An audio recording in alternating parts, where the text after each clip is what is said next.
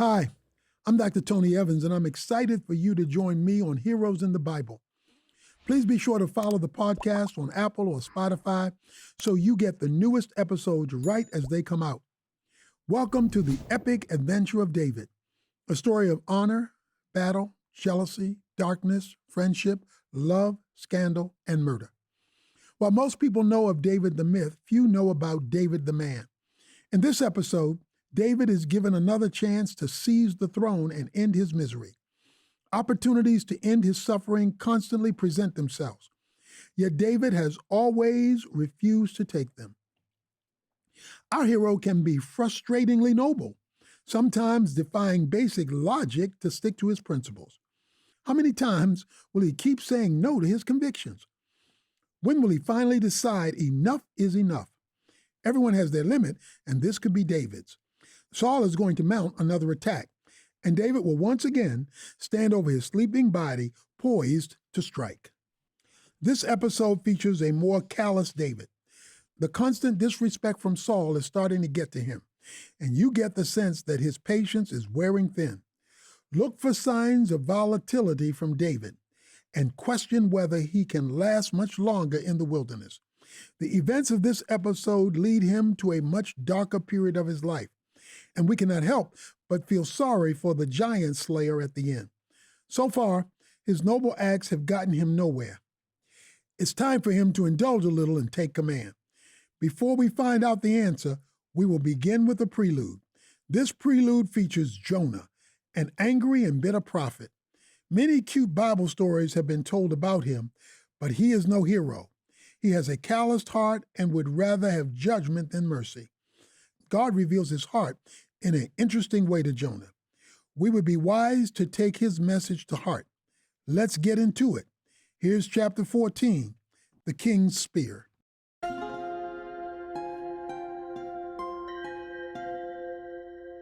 Prelude to chapter 14. Jonah anxiously awaited the demise of the city. He sat in great anticipation, waiting for fire to fall from the heavens or a burst of lightning and rain to descend from the skies. Yet there was silence. No divine judgment was cast down on the city of Nineveh. The wicked people did not receive the wrath that Jonah had hoped, and he hated God for it. Jonah picked up a stone and threw it towards the city. He yelled and cried out to God, waving his fist high in the air. They deserve to die, he yelled. They are bad people. I fled from you because I knew you would show them mercy and spare them if I came here, and you did. Is it right for you to have this anger, Jonah? God asked with a gentle tone. Jonah was angry. He paced back and forth, raging against God. He placed himself underneath the shade of a tree. Its long branches provided a pleasant shade from the harsh sun. Jonah settled in underneath it and crossed his arms. His blood was boiling with anger. He breathed in deeply and closed his eyes. The tree enveloped him in shade, shielding him from the scorching sun above. In that moment, he loved that tree more than anything else on earth. He let his mind wander, dreaming over simpler times. As Jonah rested in its arms, he fell into a deep and peaceful sleep. That night, the Lord sent a worm to gnaw at the tree's roots, taking away its life. It infected the tree and caused its leaves to wither and fall. The tree shriveled in its place, and the lush and vibrant sanctuary for Jonah was reduced to rotting bark and fruit. Jonah awoke to see his beloved tree dead. Even more anger fell upon him. Hot air blew in from the east, and his skin began to crack and blister. Jonah threw himself onto the floor and banged at the ground. Why, God? First you spare my enemies, now you take away my only comfort? Why do you torture me so? Jonah wept and whispered, It would be better for me to just die. Are you justified in your anger about the plant? God asked Jonah. You pity this plant for which you did not plant. You did not help it grow. You did not water it or care for it. Yet you loved it and wanted it to live. Should I not care more for Nineveh? It is not a plant, but a city with more than 120,000 people who do not know what is right or wrong. Shouldn't I care more for them than your precious tree? In God's questions to Jonah, an important and ancient truth was revealed. God is a God of second chances. He desires for life, repentance, and true transformation. While Jonah desired quick and swift justice for his enemies, the true hero of God desires for restoration. He will patiently wait for those who are far to come back to the Lord, no matter how painful the journey may be. Chapter 14. The King's Spear. The royal city of Gibeah rested under the blackened skies. The twinkling stars were covered by dark clouds. The light was hidden from King Saul. Even as he sat by the fire, there was no warmth for his cold and darkened soul. He stared at the flames flickering before his eyes, reeling over his last encounter with David. The young shepherd he had sought for so many months had the upper hand, yet chose to show him mercy. He did not love him for it. Rather, Saul hated David even more for his compassion. David held the heart of a true king, and with every act of mercy, Saul despised him all the more. Saul's paranoid and anxious thoughts were interrupted by a knock on his chamber doors. "Come in," the king said, gripping the shaft of his spear. The door opened. A man from Ziph was brought in by one of his guards. The king gestured to the seat across from him. "Sit. He said shortly. Tell me what you have discovered." I was promised payment. The man said with a sly grin. If you want what I know, I expect the payment that was promised. The king rolled his neck back and gritted his teeth. He stood to his feet and grabbed a dagger from the table. Without warning, the king slammed the dagger downward onto the Ziphite's hand. The boy cried out in agony, screaming for the king to release his hand. Please stop! The king drove the knife down even deeper, leaning over and snarling in the boy's face. "Tell me what you know.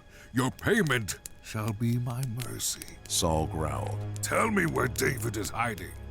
The Ziphite man winced in pain and screamed. He is hiding on the hill of Hachila. The boy could barely breathe. Yet Saul leaned down even more on the blade. It is east of Jeshimon. You will find him there in the wilderness. He, his men, and their families are hiding out and fortified. You will need at least 1,000 men to fight them. Saul released the blade from the man's hand. The boy keeled over, holding his hand and crying. "Leave me. I will have my guard give you your payment." Saul said quietly and without remorse. His calloused heart had already fallen too low to repent. Saul had surrendered himself to cruelty. To him, there was no amount of violence he would not commit in pursuit of David. He wiped off his blade and called in his captain Abner.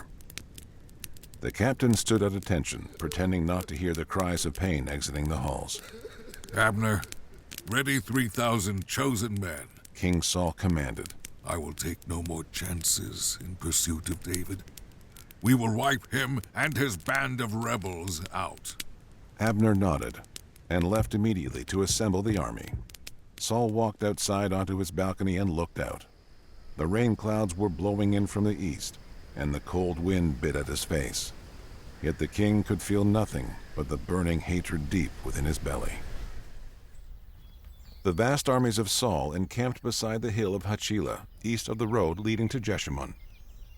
The sun was beginning to make its descent, and the king was anxiously preparing his men for battle on the other side of the mountain. He knew that David was trapped there on the other side, and it was only a matter of time before he had his head sitting on the tip of his spear. The king methodically sharpened his spear, imagining what it would finally be like to pin the giant slayer to the ground. He gave a debased and evil smile as he checked the sharpness of the spear. Then he rested it on the ground beside his bed. Soon enough, he would have David. Soon enough, his weary mind could finally rest, and the whole world would know that he was the true king of Israel. Hiding in the shadows of the stones at the base of the mountain was Abishai and Ahimelech, two of David's most trusted companions. They peered over the stones, counting the number of men Saul had brought up against them, Over 3,000. Abishai whispered. They outnumber us 5-1. Ahimelech said. The only hope we have is striking them before they have a chance to march. Abishai shook his head. Even their night watch is larger in number than our men. We would need a miracle for them to be caught off guard. Ahimelech shrugged and gestured up the mountain. We serve God's anointed. He said with a chuckle. If anyone will be saved by a miracle, is it not David? Abishai could not argue with him. The favor of God seemed to follow David wherever he went. He and the others followed their commander with a type of chaotic optimism. No matter what kind of trouble they found themselves in, grace and mercy seemed to follow them.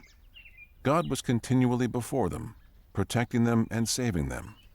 The two men escaped back into the mountains, where David was with the rest of the men. They had built an encampment, fortified with wooden spears cut down from tree branches. Their families resided in the caves only a few hundred yards away. Abishai and Ahimelech made it to David. He was training with a few of the men on the flat area at the base of the other side of the mountain. David faced 4 men. They advanced with their swords, seeking to disarm him. But David was too quick with his blade. He parried their advances and was able to disarm 2 and knock the other 2 down with swift kicks to the knees and stomach. David was not easy on his men. He trained them constantly, ensuring that when the time came for them to defend themselves, they were ready. He trained them in combat, military tactics, and group formations. He engendered a great deal of loyalty in his men. They followed him anywhere without question, because they knew he was a leader that would lay down his life for them. Abishai and Ahimelech interrupted David's training with the news of Saul's arrival. David, the king is on the other side of this mountain with over 3,000 men. Ahimelech said. By the looks of it, they plan to march at tomorrow's first light. David strapped his sword onto his back and tightened his armor. He looked back at Benaiah, who was training with him. Benaiah, get the men ready for battle. Make sure they are poised to defend themselves. I will be back at first light tomorrow. Benaiah nodded and began assembling the men. David moved past Abishai and Ahimelech and began hiking up the base of the mountain. The 2 of them followed. David, where are you going? Abishai asked. David looked back and gestured to the top of the mountain. Saul looked me in the eye and told me he would no longer pursue me. Clearly, he has broken his word. I will go and remind him of his disgrace. Do either of you wish to go with me? Abishai held the hilt of his sword tightly and nodded at David. I will go with you, David. Very well. David said. Follow me. So the 2 of them scaled the mountain. The sun's rays were beginning to retreat behind the western hills, and the light of day was replaced by the flickering torchlight of Saul's camp. David and Abishai climbed down the mountain and hid themselves out of view. Together, they watched the patterns of the night watch. Hundreds of men posted up around the perimeter of camp. They were upright and at attention, without any sign of wavering. Abishai looked over at David. He was sitting completely still, scanning every inch of the camp before it fell under the shroud of night. David remained there silently, occasionally mumbling to himself and stroking his beard. What are you doing? Abishai asked. Praying. David said. The Lord will go before us and present an opportunity to enter the camp. We need only to wait. So wait they did. Abishai and David held their position overlooking the enemy camp. The cloud-covered skies slowly began to break, and the gray haze over the expanse of the heavens cleared. Bright and lustrous stars covered the firmament, and the brisk midnight air settled in their lungs. David closed his eyes and breathed in deeply. He exhaled a praise to his God, then gestured forward to the camp. Abishai marveled at what he saw before him. The entire night watch had retreated to their tents. God had gone into camp and shut the eyes of Saul's men. David smirked and stood to his feet. He fastened his weapon securely onto his back and began to run towards the tent. The 2 men stealthily made their way to the center of camp where Saul's tent was. David and Abishai crouched at the entrance of Saul's tent and looked around. Not a soul was watching them. Abner, the captain of Saul's guard and commander of his army, was fast asleep only 10 feet away. David held his finger to his lips, ensuring Abishai did not make a sound. He then lifted the tent entrance to reveal Saul, sleeping soundly beside his spear. David closed the entrance and began to stealthily leave. This confused Abishai. What are you doing? Abishai whispered. God has given your enemy's head on a silver platter. Why not take this opportunity and kill him with his own spear? David shook his head. I will not touch him. He is the Lord's anointed. I shall not kill the king of Israel. Then by God, let me do it. Abishai whispered intensely. Let me pin his head to the ground for you. I will even strike him twice to make sure it's done. You will do no such thing, Abishai. No one can kill the Lord's king and be guiltless. I will not have you do it. Abishai was noticeably frustrated and began to lose control. David put his hand on his shoulder and smiled. His day will come. The Lord is the one who decides who sits on the throne, not I. If I take the throne by force, what does that say about the Lord's favor in my life? It says only that I know how to kill, not how to lead. Abishai shook his head and sighed. He agreed with David, of course. However, it was hard for him to concede this opportunity. David, of all people, understood his frustration. He was tired from running. He was weary from the constant fear of being captured or attacked. He wished he could convince Saul somehow that he was not a threat to him. He felt like he had already proven it before, but it did not seem to be enough. David's eyes widened, and he opened the tent back up to see Saul sleeping beside his spear. He had an idea. David entered in and crouched next to Saul. He took Saul's spear along with a jar of water resting beside his blankets. David crouched out of the tent with the spear and the jar of water. No man saw him or woke from their sleep. He and Abishai retreated back with the king's spear and water. They stood far off at the top of a hill. There was a great deal of space in between them and the camp. There, David waited for the sun to rise.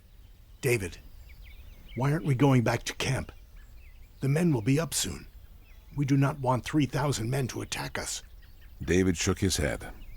No more running. He said adamantly, This morning, I will humiliate Saul in front of his men. All of them will see that I am not a threat to him. If he continues to pursue me, he will look like a fool in front of his men. Abishai was visibly nervous. It was a strange plan, yet these things seemed to usually work out for the giant slayer. Abishai had no reason to question him now. The sun peeked over the mountain, and a bright orange hue covered the tents below. The men began to stir awake, and David stood tall for all to see him. He called out with a loud and booming voice, Abner! Abner! Are you truly worthy to be called the right hand of the king? Abner burst out of his tent. King Saul emerged from his tent as well. Both of them looked up to see David standing proudly on the hill for all of them to see. Saul seethed with anger at the very sight of him, but before he could say anything, David continued. Abner, how dare you call yourself a warrior of Israel when you could not even keep watch over your king? King Saul is precious and worth protecting, yet you and your men have slept on the job. You dishonor yourselves and your position.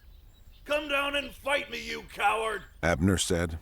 Oh, but Abner, I already was down. Last night, when you were fast asleep. David taunted. Lies! They are not lies. David shouted. He then gestured to the king and said, My king, Saul, go ahead and see where your spear is. You'll find it is not beside your bed, but rather next to me in your jar of water. Saul looked behind him and in his tent. No spear and no jar of water. It was standing upright in a jar of water beside David. The king was flustered and embarrassed. Once again, David had the perfect opportunity to slay him, yet he showed him mercy. Again and again, David showed him mercy. Saul wrestled with feelings of relief, gratitude, and hatred all at once. He looked up to David and shouted, Is that really you, my son David? It is, my king. David paused. Abishai could sense the hurt in David's voice. He wanted to be strong, but there was clearly sorrow in his heart that he was trying to hold back. David outstretched his arms and yelled, Why does the king pursue his servant? What have I done to you to warrant such hatred? Hear me, O king, as I plead with you one last time. In the presence of your loyal soldiers, let it be known that this is twice now that I have had the opportunity to slay you, and twice now I have shown you mercy. Even though you seek to take my life, I have not raised a hand against you. If it is the Lord who has inspired this hunt after me, may he aid you in your quest. Yet if it is man who has whispered lies in your ears, let them be cursed before the Lord. For you seek my blood to spill forth on this earth, when I am clearly innocent. Silence overcame the whole camp. Saul's men were still as they awaited a response from their king.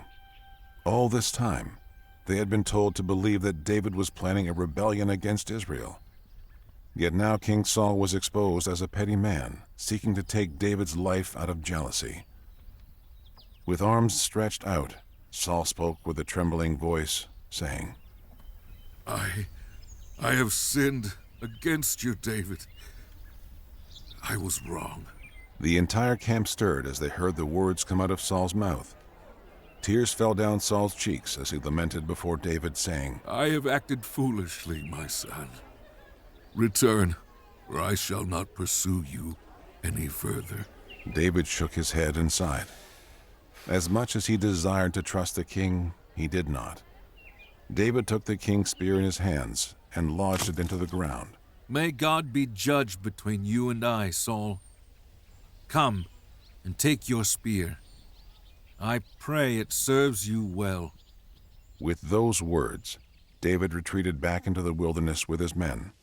Abishai was surprised at David's unrelenting mercy towards Saul, and he feared it would be his undoing. David knew that Saul would not pursue him that day. If he did, his men would surely question his judgment. However, he did not trust Saul to keep a level head for long. He must plan for the time when the king strikes again. David gathered his men, and they packed their things. David was about to make a decision that would alter the course of his heart. He was about to enter into the land of the Philistines. God is a God of second chances. This basic and long-standing truth applies to the city of Nineveh, and it applies to King Saul. We have been conditioned throughout superhero movies to think that the hero always has a right to destroy the villain. It makes for a quick movie, but it is a poor representation of how our world works. The Bible teaches us that the real villains are Satan and the evil dwelling within the heart of humanity. These villains lurk at the edge of our doorsteps, looking for an opportunity to strike. If David killed Saul, it would be out of revenge and nothing else. As evil as Saul has become, he is not the real enemy. The real enemy is sin and the slow deterioration of character. David doesn't want to be defeated by bitterness, compromise, and sin. It can be frustrating for us to see Saul get another chance, just like it was frustrating for Jonah to see Nineveh get another chance. But if Jonah was after the heart of God like David, he would have seen what God sees. God sees the potential for good in every human being and the beauty that can be birthed from mercy. Where would you be if nobody ever gave you more chances? Aren't you grateful for receiving mercy when you know you didn't deserve it? David will certainly need mercy, and a lot of it in the coming episodes. After the prelude, we are brought into a familiar space, the royal city of Gibeah, in Saul's palace. A familiar scene is set before us, with King Saul brooding near a fire and plotting David's demise. The shepherd's previous acts of compassion have only made Saul hate him more, since righteousness always angers unrighteousness. In this opening scene, Saul is gripping his spear tightly. The story reminds us of the spear several times in this episode. His weapon is mentioned more than a dozen times because it is a key metaphor. The spear represents the throne of Israel and the mantle of king. Saul anxiously holds on to it and waves it around haphazardly. He fantasizes about using it to destroy David, but in the end, David ends up with it in his possession. David gets the spear easily, as if it was handed to him. At the end of the episode, David gives it back to Saul and leaves. This is a grand metaphor of David and Saul's relationship to the throne. Saul anxiously keeps it with him at all times, but David is able to take it in an instant, but refuses to keep it as long as it belongs to Saul. The kingdom is David's for the taking. It was prophesied by Samuel in episode 3. The Lord has sought out another to replace you. He has sought out a man who is after his own heart. He has sought out a man who cares more about pleasing the heart of God than looking for the approval of man. This king shall be prince over the Lord's people. He shall steward God's people well, and it will be his kingdom that continues into eternity. In episode 4, Samuel mentions it again, saying, "This kingdom will go to another. God has already chosen him. He is a man that seeks after the heart of God more than the heart of people." David has been given the kingdom. Saul is just borrowing it for a while. If David truly wanted to seize it, he could, just like the spear. The integrity of the throne is another theme explored in this chapter. In this episode, Abishai is like us, wondering why David won't take him out. Some of you may feel similarly and would also encourage David to just kill Saul and take the throne. But David says something interesting that we haven't heard before. Abishai begs David to kill Saul, but he responds saying, "His day will come. The Lord is the one who decides who sits on the throne, not I. If I take the throne by force, what does that say about the Lord's favor in my life? It says only that I know how to kill, not how to lead." David wants the throne of Israel to be more like a spoil of war. If he kills Saul to take command, it communicates that the throne goes to the strongest man, not the favored man. David wants God to be who establishes his king, not conquest. David won't kill Saul because if he really is chosen by God to be the king, he will be the king at the right time. Does David's integrity inspire you or annoy you? It should do a little bit of both. The strength of David's character is an inspiration to us while also challenging our hearts to be better. Jesus does this as well. He comforts us and reminds us of his mercy. It is encouraging to know we have a strong and mighty God on our side who loves us and accepts us. However, the character of Christ also challenges us and calls us up to be better and walk with more integrity. We live in a world where people expect you to either be affirming or challenging, but Jesus managed to be both. David managed to be both with Saul. He honored, respected, and praised Saul, but he also called him out on his sin. In this episode, it seemed like David was able to balance truth and love in his hands. Paul says in Ephesians, speaking the truth in love, we are to grow up in every respect into him who is the head, into Christ. David was honest, truthful, and challenging in his speech, but he never once wavered in showing Saul love. Both are required for genuine transformation to occur. At the end of this episode, David secures a little more safety for himself and his men. Saul's men see that David isn't a threat, and it definitely brought the king's motives into question. David has ensured that Saul won't march against him without some sort of mass manipulation. However, David also realizes that he can no longer stay in Israel while Saul is king. So he takes his men out of the land and into the territory of the Philistines. What adventures and events await the giant slayer there? We will find out in our next episode, A Friend of the Enemy. Thanks again for listening. For more inspiring stories, daily prayers, and wisdom to last a lifetime, go to pray.com. And to expand your Heroes in the Bible journey, download the Heroes of the Faith devotional at tonyevans.org/heroes. Follow the podcast on Apple or Spotify to get the newest episodes right as they come out, and always be inspired by the Bible. God bless. Hello, my name is Matthew Potter, co-founder of pray.com. I wanted to ask, do you know what your bank does with your money? At America's Christian Credit Union, your everyday banking helps grow churches, expand the reach of missions agencies, and supports fellow believers across the country. Learn more about specials for switching to ACCU and their nationwide banking capabilities at americaschristiancu.com. pray.com/pray. Plus, the peace of mind knowing that this credit union is federally insured by the National Credit Union Administration.